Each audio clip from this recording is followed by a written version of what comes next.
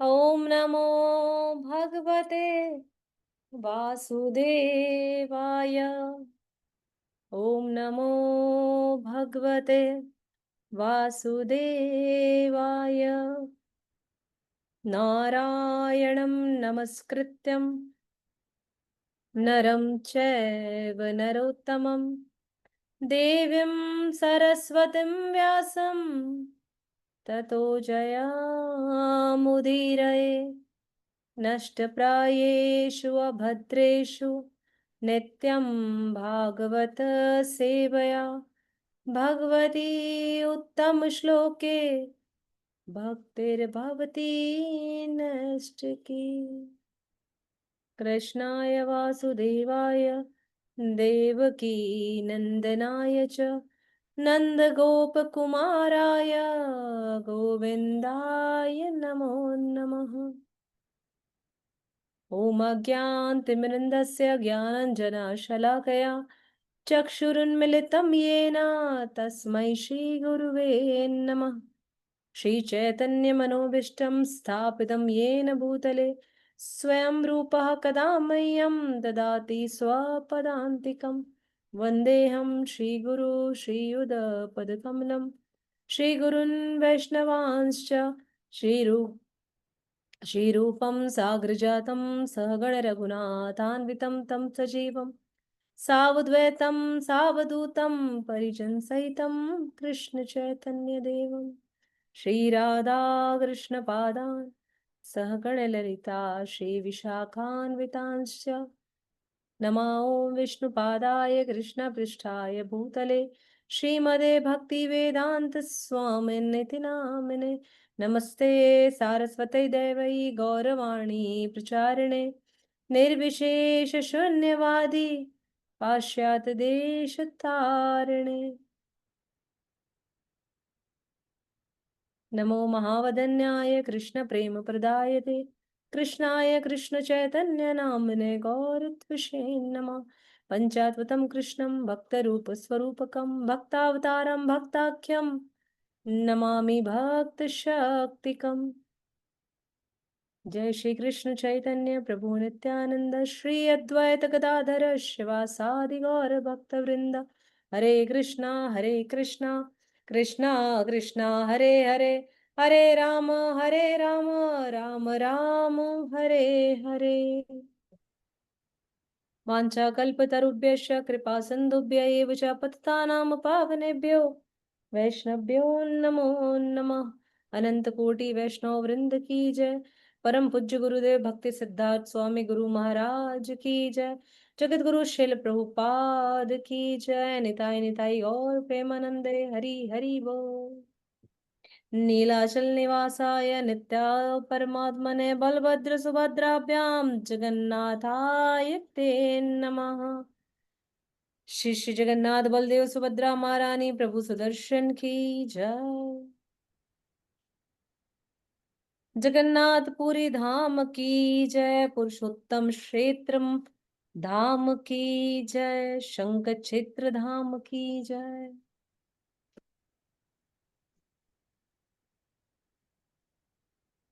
जय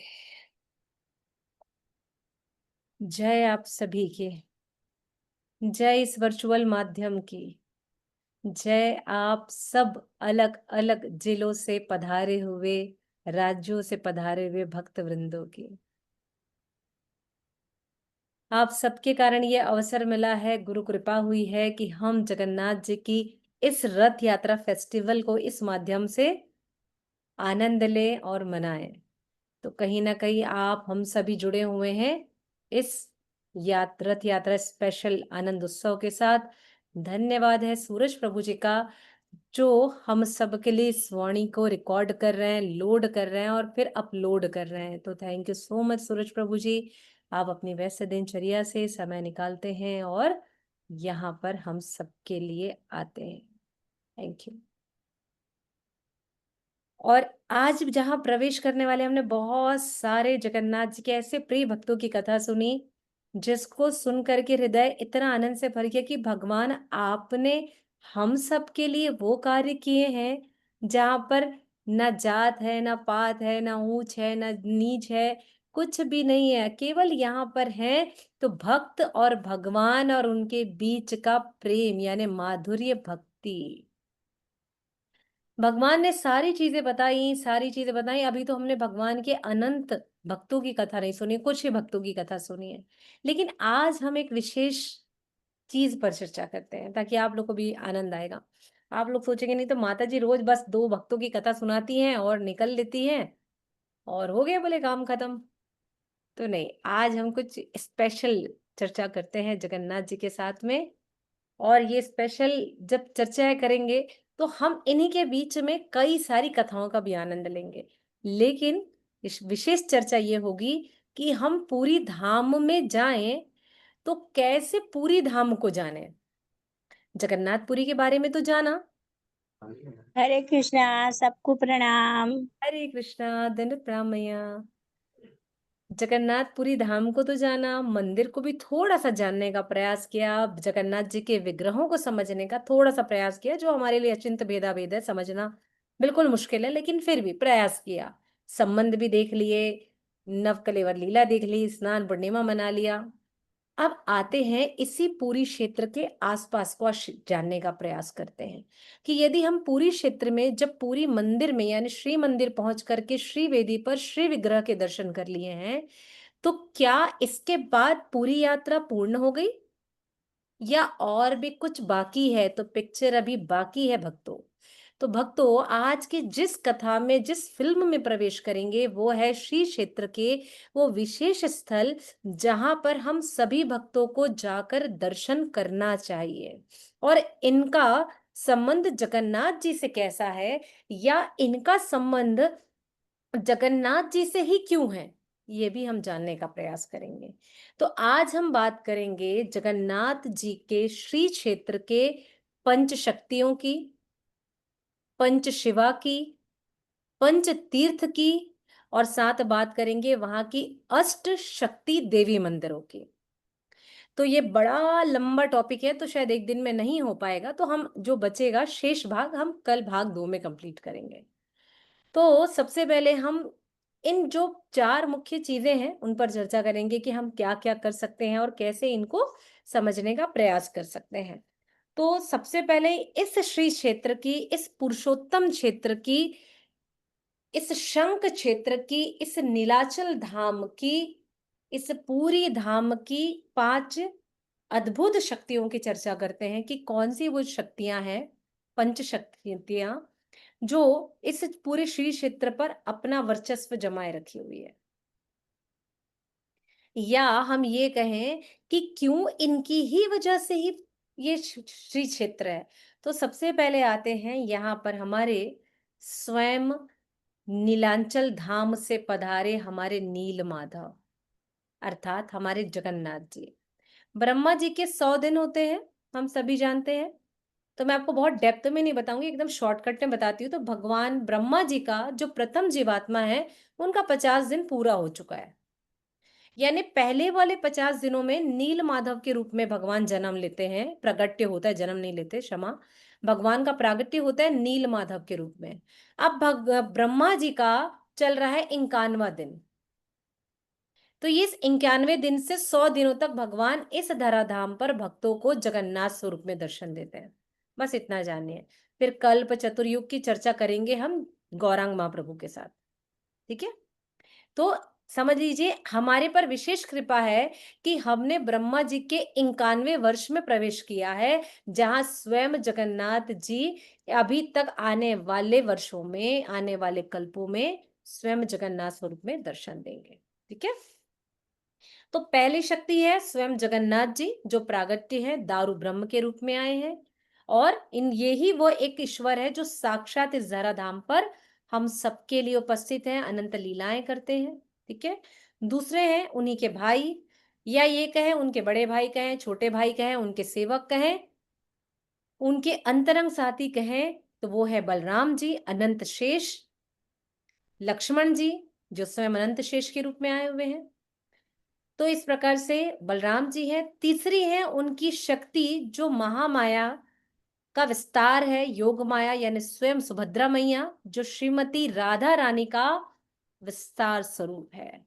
यानी इस क्षेत्र में जो भोजन बना रही है हमारी श्री लक्ष्मी राधा रानी का विस्तार स्वरूप है हमारी योग माया। साथ ही ये हो गए तीन। चौथे हैं सुदर्शन जी, जो कि सभी भक्तों को यहाँ पर अष्ट चक्र के रूप में यानी नील चक्र के रूप में हम सभी को दर्शन देते हैं। कहीं से भी देखिए, उलट के देखिए, पलट के देखिए, उल्टा होके देखिए, सीधा होके देखिए, आगे से देखिए, पीछे से देखिए, आप ही को देखते हुए नजर आएंगे। जिस प्रकार से सूर्य चंद्र को कहीं से भी देखो तो लगता है बस वो आपको निहार रहे हैं, बस वैसे ही है। तो इस प्रकार से ये है चौथी शक्ति हमारे स्वयं सुदर्शन जी।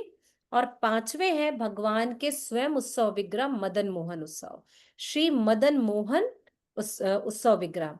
ये है पंच शक्तियां इस जगन्नाथपुरी धाम की, जिसमें साक्षात स्वयं जगन्नाथ जी विराजमान है। ये जो मदन मोहन जी के उत्सव विग्रह हैं, ये उत्सव विग्रह पूर्ण सोने के बने हुए, प्योर गोल्ड के बने हुए हैं। कोई गोल्ड पॉलिश वगैरह नहीं है, पीतल नहीं है, अष्टधातु नहीं है, प्योर गोल्ड के बने हुए हैं, गोल्ड के रूप में है। और साथ ही कहते हैं रात्रि में जब जितने भी उत्सव होते हैं इन्हीं के साथ ही होते हैं, ठीक है। तो जब ये भगवान रात्रि में विश्राम करने के लिए जाते हैं तो कहते हैं बस इनको आप स्पर्श कर लीजिए और स्पर्श करके कहिए कि भगवान आप भी विश्राम करिए। तो भगवान भी आपकी सेवा को स्वीकार करते हैं कि मेरे भक्त मेरे लिए आए हैं, और वो अत्यंत प्रसन्न हो जाते हैं। तो रात्रि में आप दिन भर जगन्नाथ जी के दर्शन करें ना करें, लेकिन पूरी धाम जाए तो शयन आरती में जरूर जाए। फिक्स नहीं होता है, वो उसी दिन पंडा लोग बताते कि आज की शयन आरती 9:30 बजे है कि 10 बजे है, 10:30 बजे है, तो इस प्रकार से आप लोग जा सकते हैं, ठीक है। इसके बाद आता है यहाँ पर पंचशिवा। पंचशिवा की बात करते हैं तो इन ये पंचशिवा यानी कि जहां पर हरि है वहां हर होंगे, और जहां हरि और हर है वहां हरे भी होगा। अर्थात अगर हरि है यानी विष्णु जी हैं तो हर भी होंगे यानी भगवान शिव भी होंगे, और अगर हरि है तो हरे भी होंगे यानी श्रीमती राधा रानी भी होगी। तो हमारे इस गौड़िया संप्रदाय में हरे, हरि और हर तीनों की बहुत अधिक प्रधानता है। तीनों के बिना कोई भी दर्शन लाभ पूरा नहीं होता है, ठीक है। तो ये पंच जो शिवा है, ये भगवान विष्णु के जहां भी मंदिर होते हैं, जहां भी तीर्थ स्थल है, जहां भी धाम है, वहां ये क्षेत्रपाल के रूप में रक्षा करते हैं। यानी आप बिना इनकी आज्ञा के, इनकी जो चंडाल चौकड़ी है, इनके जो नंदी भृंगी श्रृंगी हैं, जितने भी हैं भूत प्रेत, आड़े टेढ़े, एक आंख दो आंख चार आंख छह हाथ छह पैर 10, सब लोग इनकी बात मानते हैं। इनके बिना, इनकी आज्ञा के बिना आप कभी भी हरि क्षेत्र में प्रवेश नहीं करते। साथ ही जब भी आप बदमाशी करेंगे, कुछ भी उल्टे काम करेंगे तो आपको महादेव रोक देंगे, अर्थात आपकी हरि भक्ति को ये क्षीण कर देंगे। जो पूर्ण रूपेण हरि भक्ति में लीन हो जाता है, हर भक्ति में लीन हो जाता है, महादेव बहुत खुश होते हैं, और हर शिव भक्त ही हरि भक्ति के लिए आगे बढ़ता है। आप देख लीजिए सभी के घर में प्राचीनतम से प्राचीनतम घर में नर्मदेश्वर महादेव हो सकते हैं। वहां किसी के घर में आपके अन्य कोई महादेव हो सकते हैं, किसी के घर स्फटिक के महादेव होंगे, किसी के घर पारद के महादेव होंगे, किसी के घर महादेव होंगे। तो महादेव की पूजा हर घरों में अनंत नित्य काल से चली आ रही है, उसको कोई बदल नहीं सकता। इसलिए कहते हैं कई जन्म पूजा करो तब मिलती है दुर्गा जी की भक्ति। दुर्गा मैया की 100 जन्म, योग माया महामाया की पूजा करो तब आपको मिलती 3 जन्म तक हर की भक्ति। 3 जन्म हर की भक्ति से करके प्रसन्न करो उनको, तब जा करके आपको मिलती है, वो प्रसन्नता से आपको देते हैं हरि की भक्ति। तो अनंत काल, फिर 100 का 100 काल, फिर 100 के बाद 3, और 3 के बाद फिर 1, 1 के बाद अगर आपने अच्छी भक्ति करी, हरि नाम लिया, सब कुछ किया, तो आपको गोलोक वृंदावन, अन्यथा वापस ब्रह्म राक्षस बनिएगा, किसी पेड़ पर लटके रहिएगा, आपकी मर्जी है। मैं ये नहीं कर रही हूँ ब्रह्म राक्षस बन के लटकना ही है, निकट निपट के यहाँ से वहां ही जाना है, धाम जाना है ना। तो इस प्रकार से ये क्षेत्रपाल बन के सारी जगह रक्षा करते हैं। और क्या कहते हैं भगवान कि मेरे क्षेत्र में, अर्थात मेरे प्रिय इष्ट के क्षेत्र में आने के लिए आपको पहले मेरे भी दर्शन करने पड़ेंगे। तो हमें इनके दर्शन करने, ये नहीं बोले जगन्नाथ जी के दर्शन हो गए, अरे मैं तो द्वारिका गया था, द्वारिका में भी है। आप वहां पर नहीं जाकर बोले अरे क्या जरूरत है, हो गया तो बोले शिव जी के दर्शन नहीं करे, नहीं भैया, भगवान कहते हैं जिसने वैष्णव निंदा करी, शिव निंदा करी, मैं उससे हरि भक्ति छीन लेता हूं। और शिव जी कहते हैं जिसने हरि भक्ति की निंदा करी, मैं उससे भक्ति छीन लेता हूं। तो भैया दोनों ही जुड़वा भाई हैं, ठीक है, दोनों ही ट्विंस है, इसमें कमी नहीं ना इसमें कमी नहीं। तो आपको क्या करना है, दोनों के दर्शन करना है, दोनों को लाभ लेना है। तो ये जो पंच शिवा हैं, यही पंच पांडव कहलाते हैं इस जगन्नाथपुरी धाम में, पंच पांडव। महाभारत के काल में अर्थात द्वापर युग के समय में जब पांडवों को अज्ञातवास हुआ, तो अज्ञातवास होने के पश्चात ये लोग 1 वर्ष के लिए जब भ्रमण पर निकले, तो ये लोग पहुंचे पुरुषोत्तम क्षेत्र, श्री क्षेत्र।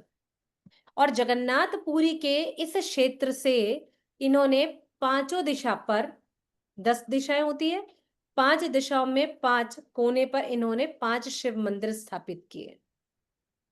इन शिव मंदिरों की स्थापना गंगदेव राजाओं के वंशजों ने की है। इनका निर्माण 12 से 14वीं शताब्दी के बीच इन 5 मंदिरों का निर्माण हुआ है। ठीक है, वो 5 मंदिर आते हैं। पहला है लोकनाथेश्वर महादेव, जिनको लोकेश्वर महादेव भी कहते हैं। दूसरे आते हैं कपोलेश्वर महादेव। तीसरे हैं नीलकंठेश्वर महादेव। चौथे हैं यमेश्वर महादेव। और 5वें हैं मार्कंडे महादेव। हम एक एक महादेव पर चर्चा हरे करते कृष्णा माता जी, फिर से रिपीट कीजिएगा ना। हैं। जी, लोकेश्वर नाथ, जिनको लोकेश्वर महादेव या लोकनाथ महादेव कहते हैं। दूसरे हैं कपोलेश्वर महादेव या कपोल महादेव। तीसरे हैं नीलकंठेश्वर महादेव। चौथे हैं यमेश्वर महादेव या जामेश्वर महादेव। 5वें हैं मार्कंडे महादेव। ठीक है, तो सबसे पहले आते हैं लोकेश्वर महादेव, या चलिए बड़े भाई से शुरू करते हैं। तो सबसे पहले आते हैं हमारे यमेश्वर महादेव, अर्थात ये यम के प्रतीक है, अर्थात धर्मराज के प्रतीक है। यानी कि यह युधिष्ठिर का प्रतीक है ये यम मंदिर। कहते हैं जब पुरातन समय में, सनातन समय में युद्ध हुआ, तो यहां पर यम जी प्रवेश करना चाहते थे, उन्हें स्थान नहीं मिला, तो वो हार गए। यम जी उनसे, शिव जी से हार गए, क्योंकि ब्रह्म को जानने वाला ब्रह्म जानाती ही ब्रह्म होता है। तो ब्रह्म को जानने वाला ही ब्राह्मण कहलाता है ना। तो लेकिन ये सब कुछ जानते हुए भी यम जी यहाँ पर जीत नहीं पाए शिव जी से। तो ये जो मंदिर है ये युधिष्ठिर महाराज का प्रतीक है। वहां की लोकल भाषा में य को ज कहते हैं, जैसे यमुना जी को कहते हैं जमुना जी प्रवाहित हो रही, तो यहाँ पर यमेश्वर महादेव को जामेश्वर महादेव कहते हैं। कभी अगर त्रुटि हो तो बोले अरे नहीं माता जी ने तो यमेश्वर बताया था, जामेश्वर कहा जा रहा है। नहीं नहीं, वहां पर की भाषा में यम को जम कहते हैं, ज को य को ज कहते हैं, इसलिए इसे जामेश्वर महादेव कहते हैं। जामेश्वर, जमेश्वर, जामेश्वर या यमेश्वर महादेव। यह सारी दिशाओं की 10 दिशाओं का अष्ट शिवा का प्रतिनिधि करता है ये मंदिर। साथ ही ये जो मंदिर है, ये मंदिर इसलिए अद्भुत है क्योंकि ये सभी शिव मंदिर की भी रक्षा यही करते हैं। भाई धर्मराज युधिष्ठिर हैं तो सभी की रक्षा करेंगे, तो अपने सारे भाइयों की भी रक्षा ये भी करते हैं। ये भगवान के जो मंदिर है जगन्नाथपुरी मंदिर से केवल 1.5 किलोमीटर की दूरी पर है। आप आराम से वहां जा सकते हैं। दक्षिण पश्चिम में देखिए, आप जैसा जैसा नाम है ना वैसी वैसी दिशाएं हैं। यम जी का स्थान कहाँ होता है, दक्षिण में। कहाँ पर है, दक्षिण पश्चिम में यह मंदिर स्थित है। ठीक है, और कैसे आपको रोड मिलेगी, जो ग्रैंड रोड जाती है ना, बड़ा रोड जिसको बोलते हैं गौड़बाड़ा रोड, उसी के सबसे लास्ट में कॉर्नर पर यह मंदिर आएगा। मतलब मंदिर से 1.5 किलोमीटर निकलोगे तो बोले गौड़बाड़ा, यानी ग्रैंड रोड जो जाती है वहीं पर अंत में आपको ये मंदिर मिलेगा। ठीक है, और ये सभी मंदिरों को, 5 मंदिरों को एक साथ लीजिए, सभी गंग राजाओं के वंशजों ने बनाया है। 12वीं से 14वीं शताब्दी के बीच इन मंदिरों का निर्माण हुआ है। इसके बाद आते हैं भीम। तो भीम का ये जो मंदिर है ये है लोकेश्वर महादेव। ये लोकनाथ महादेव का भी मंदिर कहलाता है। संस्कृत में इसे अलाव कहते हैं, अलाउ, अलाउ। ठीक है, इंग्लिश वाला अलाव नहीं, अलाउ कहते हैं संस्कृत में। और उड़िया भाषा में इसे कहते हैं एलाव, एलाव, एक लव, एलाव। ठीक है, तो ऐसा यहाँ पर वर्णन आता है कथाओं से, पुराणों से, कि जब त्रेता युग में भगवान श्री राम दंडकारण्य क्षेत्र से जा रहे थे, तो वो भी इस पूरी क्षेत्र से होकर के जा रहे थे। तब उन्होंने देखा कि यहाँ पर कोई भी शिव मंदिर स्थापित नहीं है। तब उन्होंने एलाव यानी लौकी से भगवान शिव जी का रुद्राभिषेक किया और लौकी से ही यहाँ पर शिवलिंग को स्थापित किया। उनके जाने के बाद ये जो लौकी है, जिसे आज हम सामान्य भाषा में लौकी कहते हैं, वहां एलाव का मंदिर, वहां लौकी अर्पित की जाती है। मैं ये मंदिर दर्शन करने के लिए गई थी, बिल्कुल नीचे, जगन्नाथपुरी से उतरेंगे मंदिर से तो नीचे में ही है। इतनी भीड़ इस मंदिर में, मैं क्या ही बताऊं आपको। इतनी लौकी हरे कृष्ण माता जी, लौकी जो सब्जी होती कि या लौ जो लौ होता वो नहीं, है लौकी सब्जी, सब्जी वाली लौकी, जी ठीक जी है। जी। उसी से ही शिवलिंग का निर्माण किया। उस समय कुछ नहीं था, कंदमूल खाते थे, तो इसी ही से इसका शिवलिंग की स्थापना करी, अर्थात रुद्राभिषेक किया। भगवान ने स्वयं हाथ लगाया है तो हरि हरि होना है। तो फिर यहाँ पर स्वयं भगवान स्थापित हुए, यहाँ पर आए। और ये जो है कहाँ पर स्थित है? ठीक जगन्नाथ मंदिर के पश्चिम कोण में स्थित है, पश्चिम दिशा में, ठीक है। और यह भीम का प्रतीक है। ये जो लौकेश्वर महादेव है, कहने को तो लौकी से बना है, कोमल होना चाहिए था, लेकिन ये पाषाण हो गया, इतना कठोर है।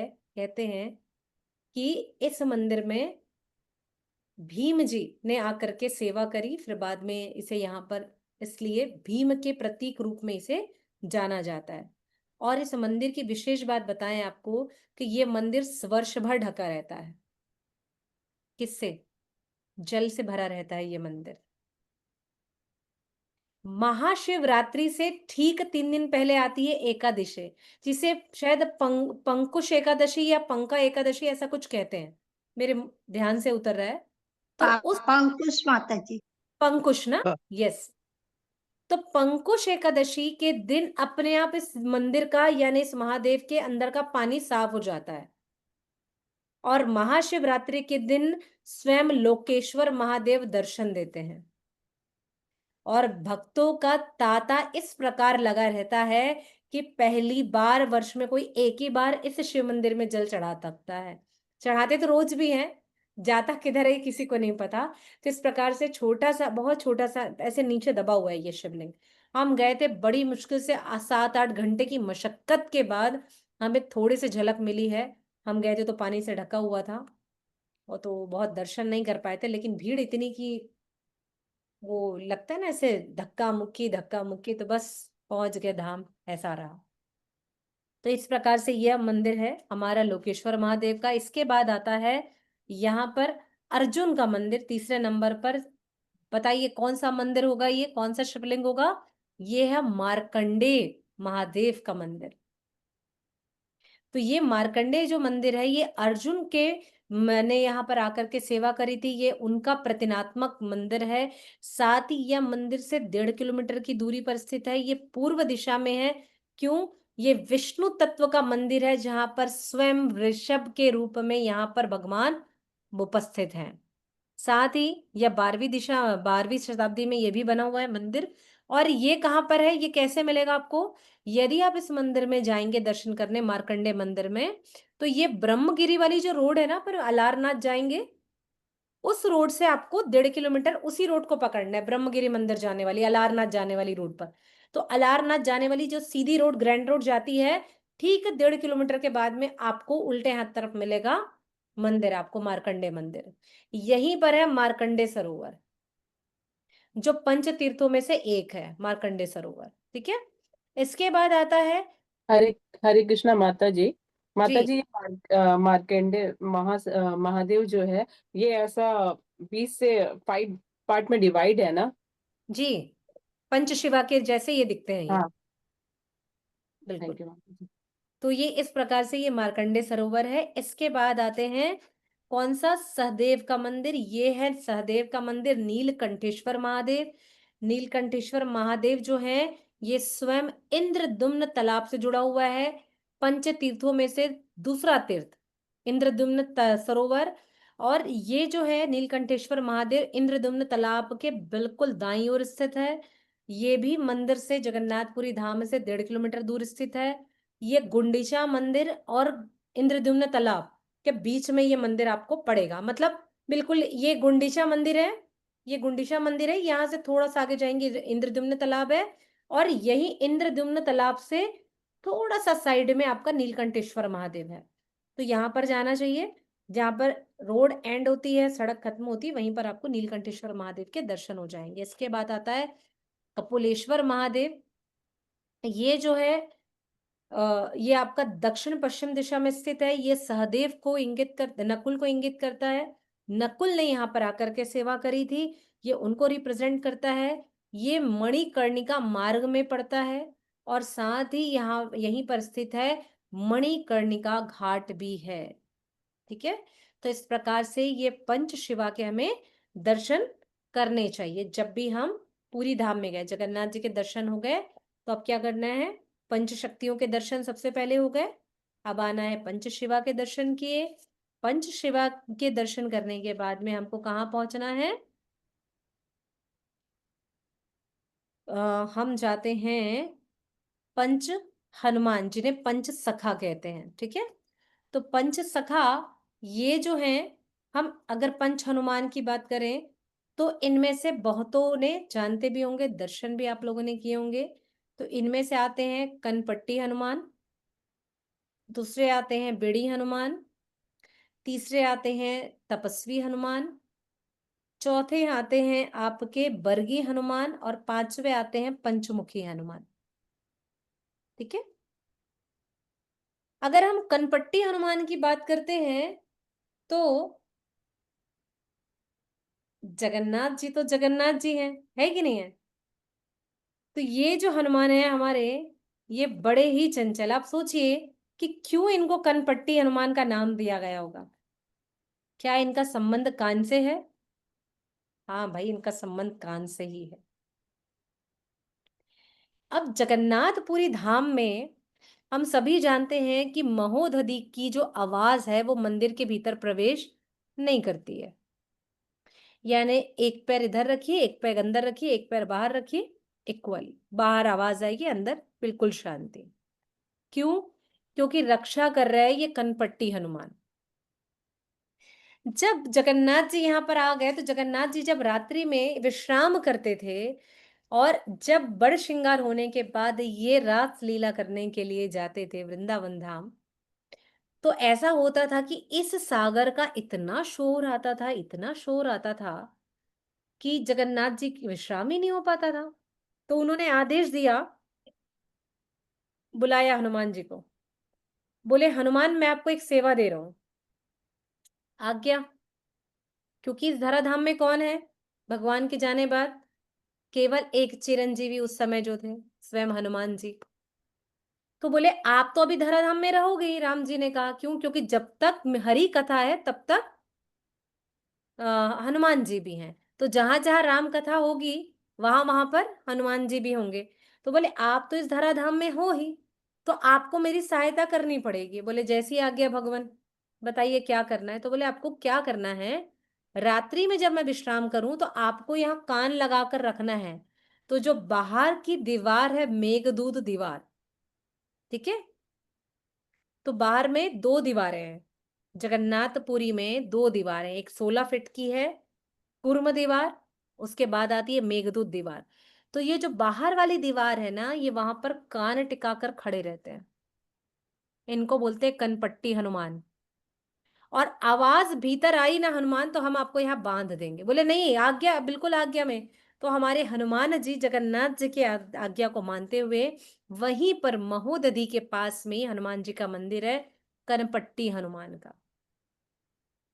तो इस प्रकार से कनपट्टी हनुमान वहां पर सेवा कर रहे हैं। क्यों? क्योंकि अपने उन्होंने कर्ण उस दीवार पर लगाए कि अंदर में भगवान को डिस्टर्ब नहीं होना चाहिए। क्योंकि जानते हैं कि यही त्रेता युग में मेरे राम थे, और अभी भी रघुनाथ वेशा में। तो जब भी हनुमान जी को दर्शन करना होता है, जब भी हनुमान जी को दर्शन करना होता है, तो वो राम जी के दर्शन करते हैं जगन्नाथ जी में। तो उनको आदेश मिला हुआ है, आप बिना बताए अंदर प्रवेश नहीं करेंगे। तो आगे लेकर के वो अंदर आते, क्योंकि वो भगवान के दर्शन और सीता मैया का प्रसाद पाने के लिए कहीं भी भग जाते हैं वो। तो इस प्रकार से वो वहां पर दर्शन कर रहे हैं। दूसरे आते हैं बेड़ी हनुमान। बेड़ी हनुमान है, ये भी इसी मंदिर से 3-4 किलोमीटर की दूरी पर है। आपको ऑटो करिए, आराम से आप बेड़ी हनुमान के दर्शन करने जा सकते हैं। वहीं पर लक्ष्मी जी का, यानी कि स्वयं जगन्नाथ जी का ससुराल है, यानी लक्ष्मी जी का मायका है। वहां पर आप जाइए, उनके भी दर्शन करिए। तो जो बेड़ी हनुमान है, वहां पर जब जगन्नाथ जी ने आज्ञा दी, कैसी आज्ञा? भैया, जगन्नाथ जी के दर्शन कौन नहीं करना चाहता?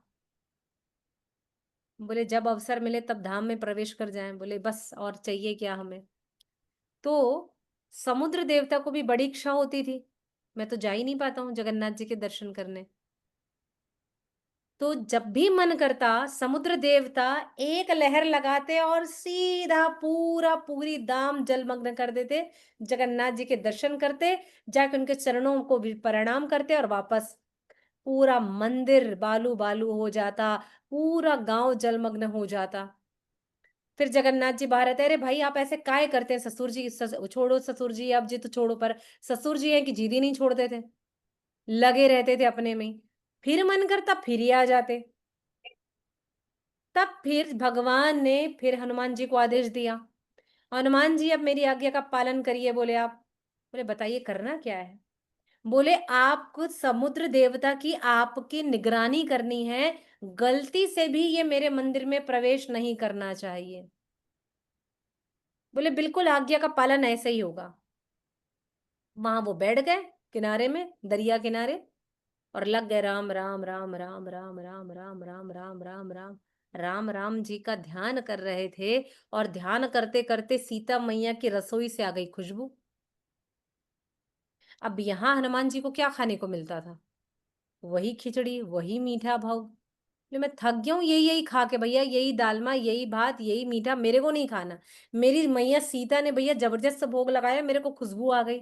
हनुमान जी तो हवा से तेज, एक छलांग में पुरी से अयोध्या।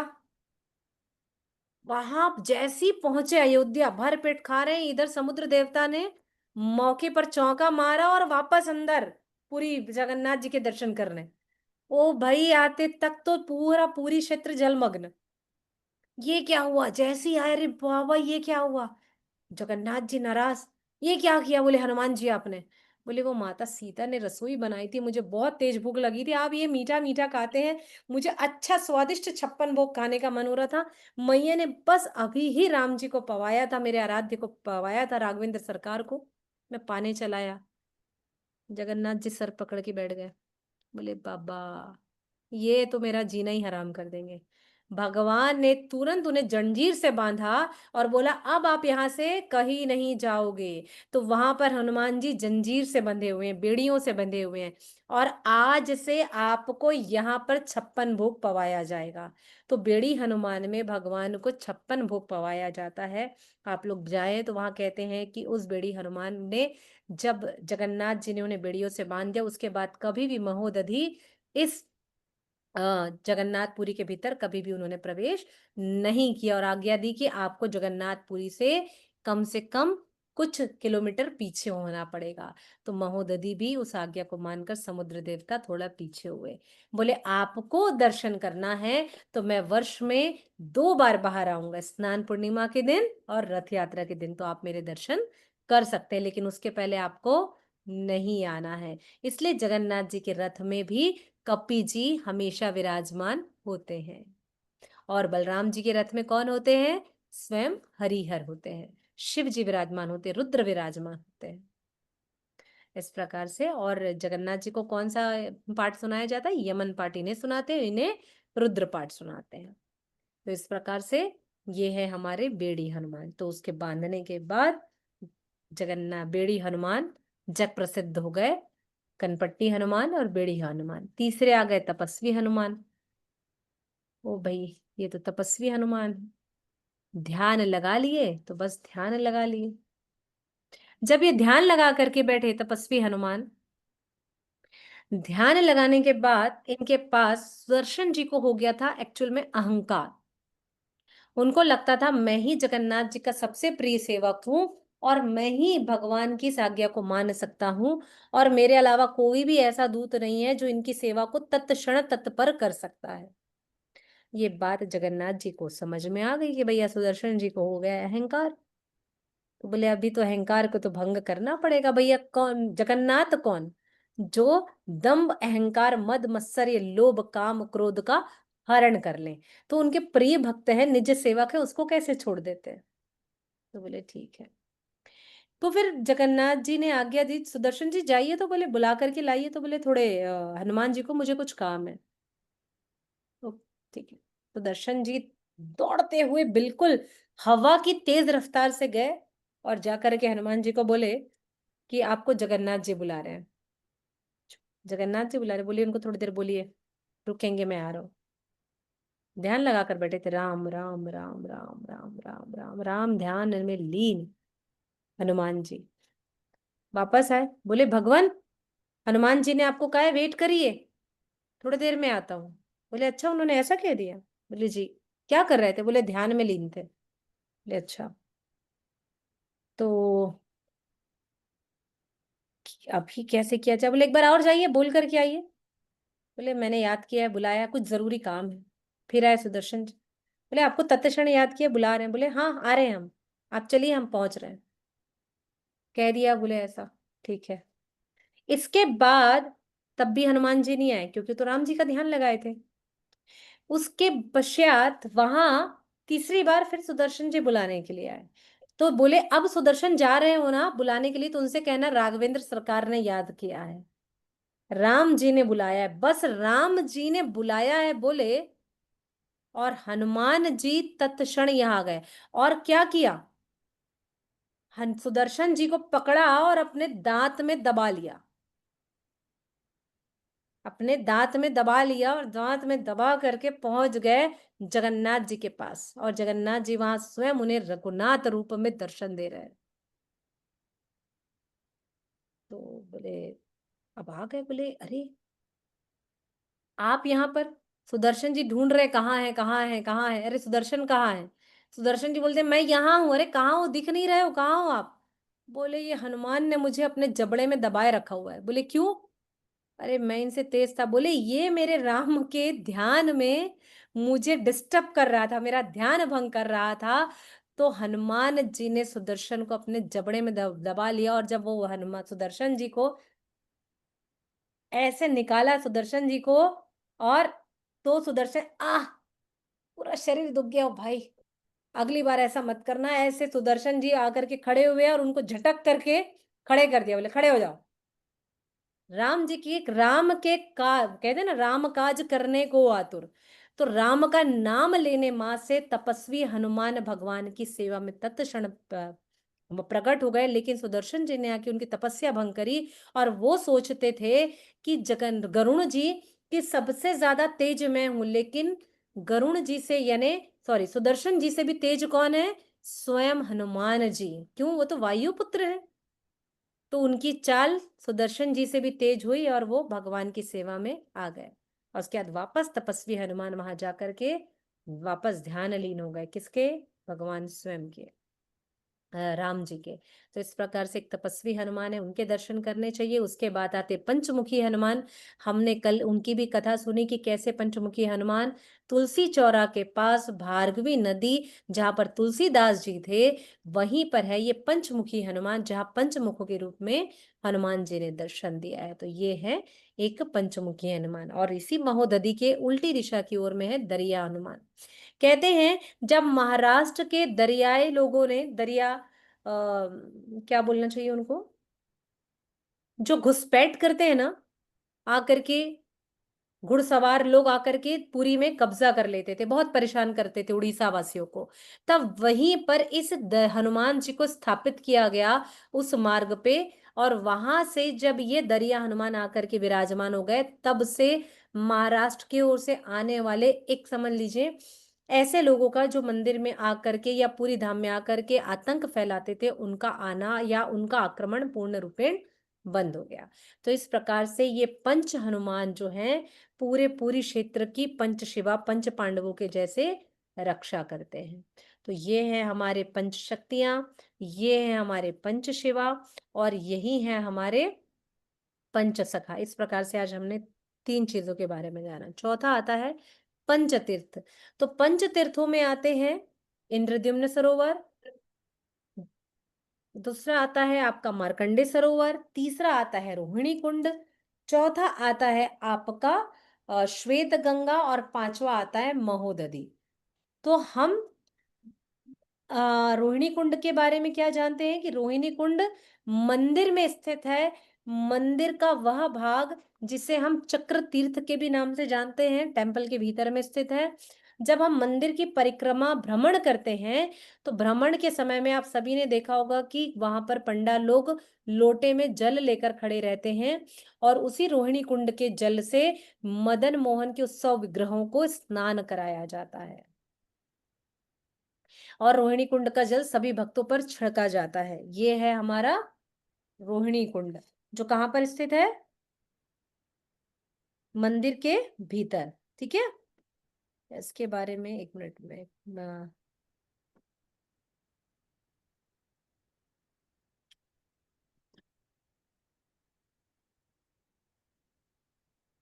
और कहते हैं कि यहीं पर इसी रोहिणी कुंड में जो दारू ब्रह्मा आए थे, उन्हीं से सबसे पहले इस का अभिषेक किया गया था। इसी रोहिणी कुंड के जल को लेकर के सबसे पहले उस भगवान के प्रथम विग्रहों का अभिषेक किया गया था। तो ये है रोहिणी कुंड। ठीक है, दूसरा आता है हमारा इंद्रद्युम्न सरोवर।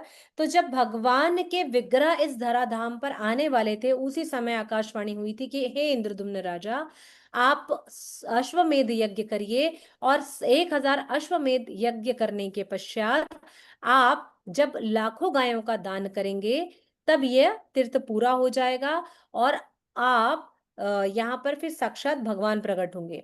तो जब उन्होंने गैया मैया का दान किया, तो गैया मैया के खुरों से यह जगह गड्ढी हो गई, और गड्ढा होने के बाद से उनके खुरों से यहाँ पर जब वो गौमूत्र करती थी तो ये जल भरने लगा, और ये जो जल भरने लगा, इससे ये इंद्रद्युम्न सरोवर बना। इसलिए इसके जल में ही आकर के भगवान के मदन मोहन के उत्सव है, वो भी यहाँ पर यात्रा में भाग लेते हैं। ठीक है, यहाँ पर इसी इंद्रद्युम्न सरोवर के राइट साइड में है, सेंटर पर कौन से हैं, इंद्रद्युम्न सरोवर के किनारे में नीलकंठेश्वर महादेव हैं। इसी के ही पास में है साक्षी गोपाल का मंदिर, जिसके बारे में हमने चर्चा करी थी, जो टेम्पल से ही लगा हुआ है ये।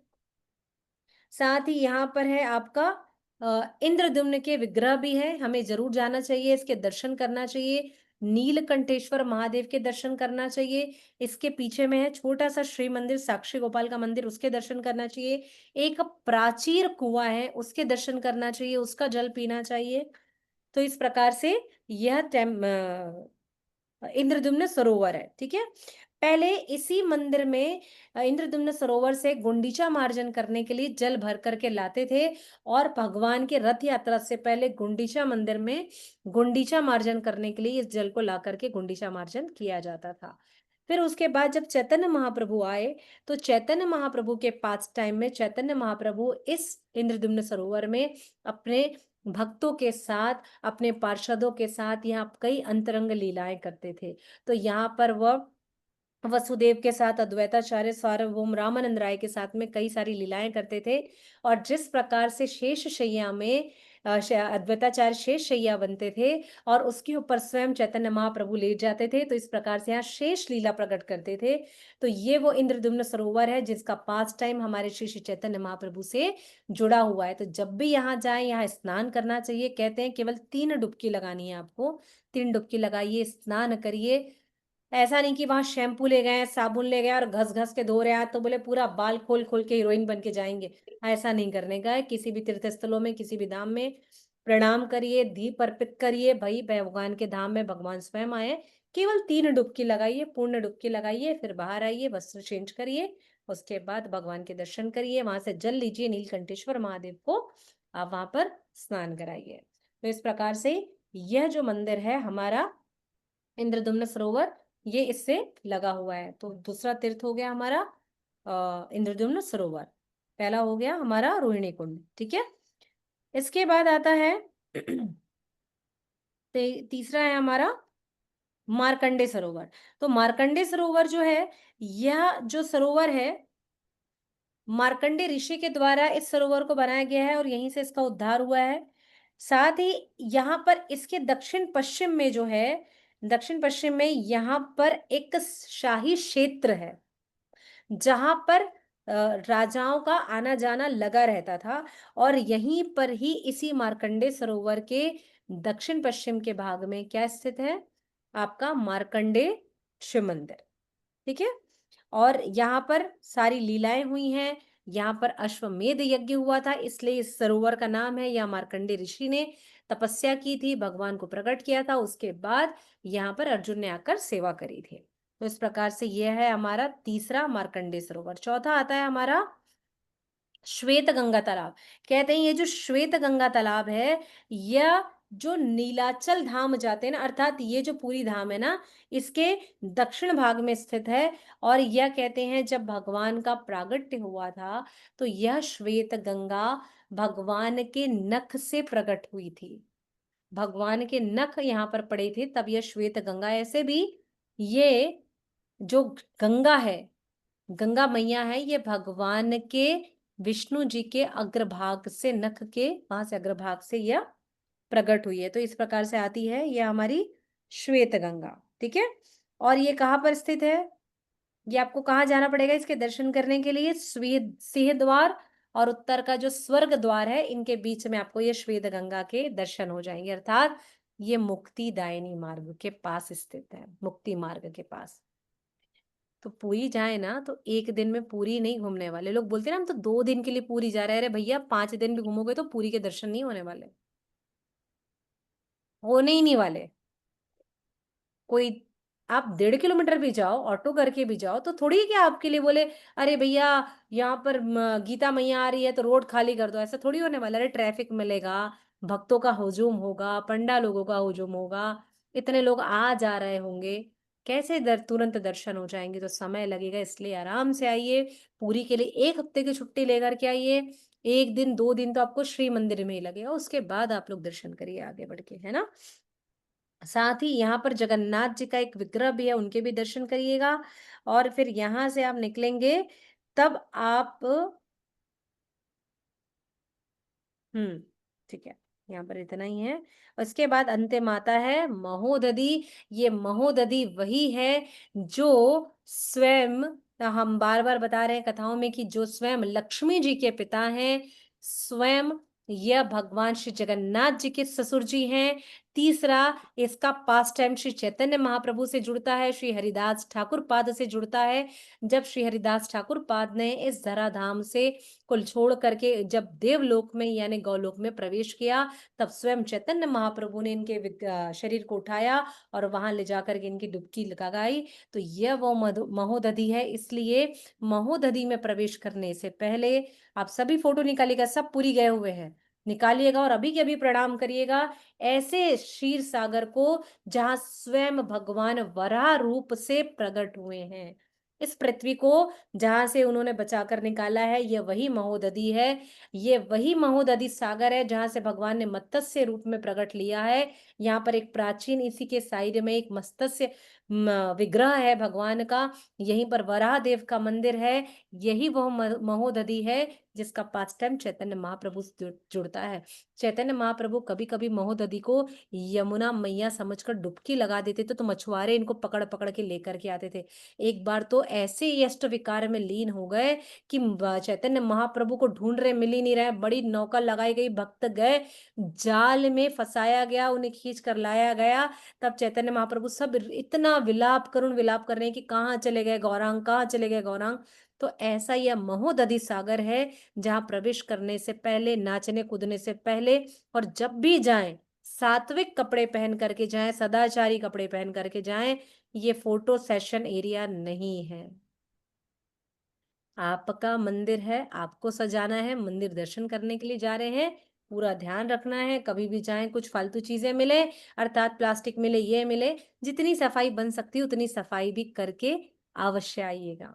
तो ये है हमारा पंच तीर्थ। तो अब आता है अष्ट मंदिर। तो हम अष्ट मंदिर के दर्शन करेंगे कल। अष्ट शक्तियों के मंदिर के दर्शन करेंगे कल। आज हमने 4 चीज़ों पर वृत्तांत पे चर्चा करी है। आप सभी का धन्यवाद। यदि कुछ कहना चाहते हो, कुछ पूछना चाहते हो तो बिल्कुल आप सभी पूछ सकते हैं। हरे कृष्णा माता जी। माता जी बोलते हैं कि जब आप पुरी पहुंचे तो पहले सबसे पहले समुद्र स्नान करके फिर उसके बाद पुरी दर्शन करने जाना चाहिए। मतलब जब हम पूरी परिक्रमा करने जाते हैं तो पूरी पूरी परिक्रमा करते हैं एंड समुद्र के साइड साइड से पूरे परिक्रमा करते हैं। लास्ट में विग्रह को वहां पे लाके वहां पे पूजा वगैरह किया जाता है। उसका थोड़ा सा प्रोसेस आप कल बता दीजिएगा माता जी, एक्चुअली उसका है क्या। एंड वन एक रिक्वेस्ट है आपसे कि आपके मुख से गोपी सॉरी जगन्नाथ अष्टकम एंड वो एक और सॉन्ग है जो नाइट में जो होती है जगन्नाथ जी की, गीत गोविंदम। गीत गोविंद सॉन्ग। हाँ माता जी, तो ये दो मेरे को आपके मुख से सुनिए। जरूर हम जयदेव गोस्वामी जी की चर्चा करेंगे, क्योंकि बहुत मैं चाहती हूँ हम जयदेव गोस्वामी पाद को हम बहुत प्रेम से श्रवण करें, इसलिए मैंने ना उनको नहीं लिया है। थोड़ा सा आखिरी में चर्चा करेंगे, बिल्कुल गीत हाँ गोविंद वो लास्ट लास्ट में आप कर दीजिएगा क्योंकि वो उसकी स्टोरी बहुत ही अच्छी है। अच्छे और लेकिन अभी जैसे जगन्नाथ रथ यात्रा आने वाली है तो उसके पहले पहले हम लोग अष्टकम कर ले, जगन्नाथ अष्टकम, तो दैट इज बेटर। बिल्कुल बिल्कुल जरूर माता जी, जरूर मैं पूरा प्रयास थैंक यू करूंगी। माता जी, थैंक बाकी मेरी वाणी मेरी आवाज बहुत अच्छी यू। नहीं है कि मैं बहुत अच्छा गाती वाती होंगी, तो ऐसा